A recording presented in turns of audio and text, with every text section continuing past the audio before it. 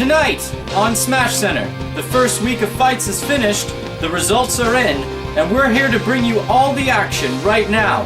Let's take a look. DK and Pikachu made some fatal mistakes. Charizard brought the heat, and Bowser's bite was no match for Ike's blade.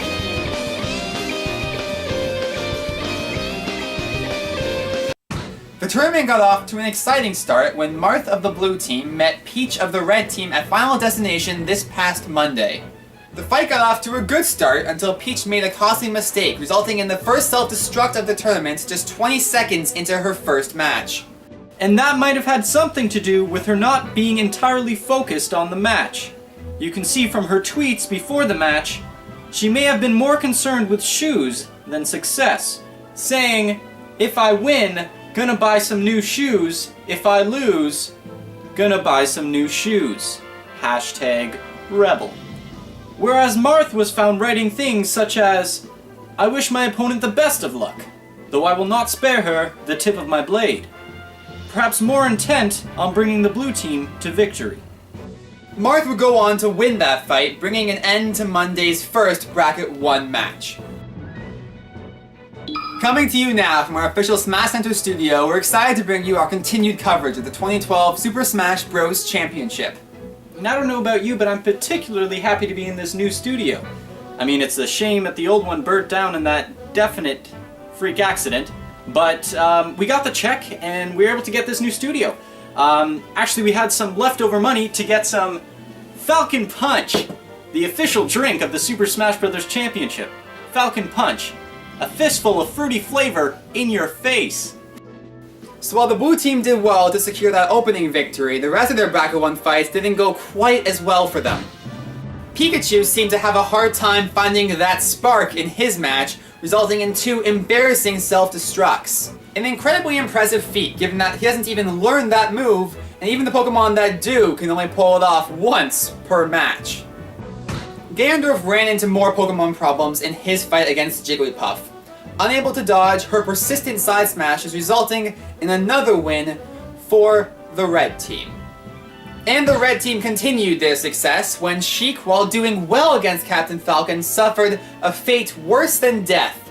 A fistful of Falcon Punch to the face. Followed by death. The other 2 Monday fights included Rob defeating DK for the blue team and Luigi defeating Wario for the red team, leaving the score at the end of that match day 4-2 in favor of the red team. Wednesday kicked off with Snake and Zelda, both looking to improve their team's records, though Snake wouldn't be able to do so. Zelda took an early and very impressive lead with a very long 4-minute life, getting her 2 KOs before Snake could even get his first, and then coming right back only to embarrass him with his own mind. After that, Snake was just too rattled to come back. The next exciting matchup was between Toon Link and Charizard.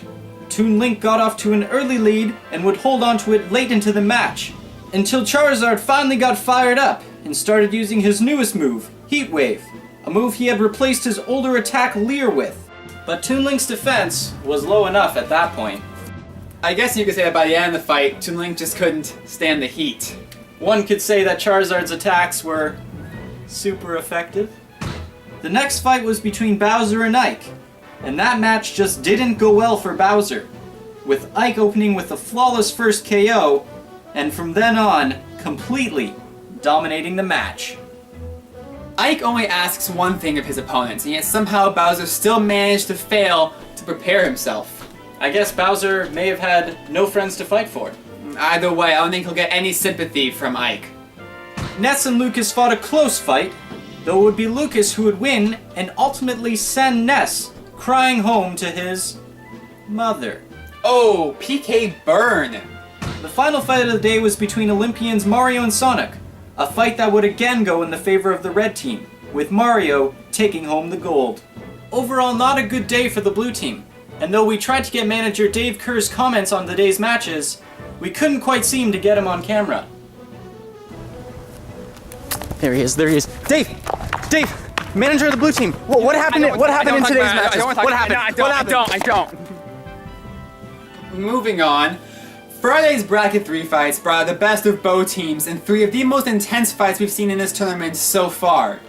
It's clear that managers Nick and Dave put a lot of effort into preparing and coaching the best their team has to offer.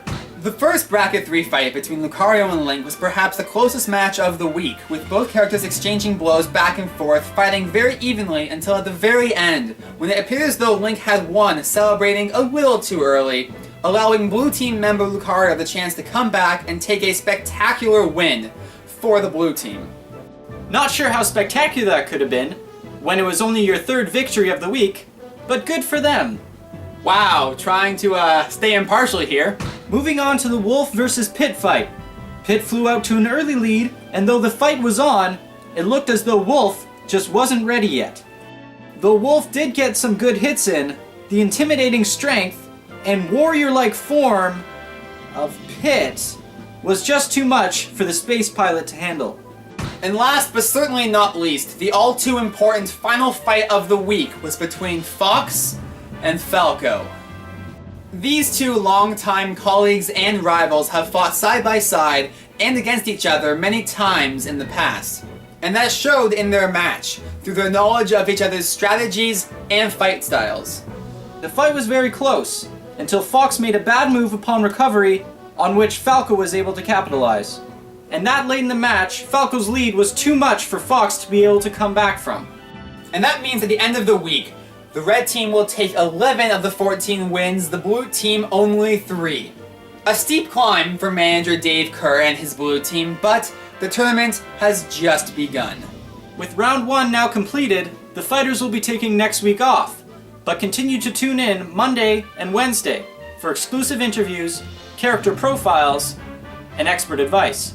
And join us here Friday for our continued coverage of the 2012 Super Smash Bros. Championship only on Smash Center. On today's episode of Smash Center, oak furnishing provided by Kokiri Forest Deku Tree. How about them nuts? Replay content provided by Falcon Kick, the official energy drink of the 2012 Smash Bros. Championship, because we haven't mentioned it yet this episode. Hair and makeup provided by King DDD, when you're the only character on the roster who doesn't qualify for the championship. Camera equipment provided by that guy from Pokemon Snap. Whatever happened to him?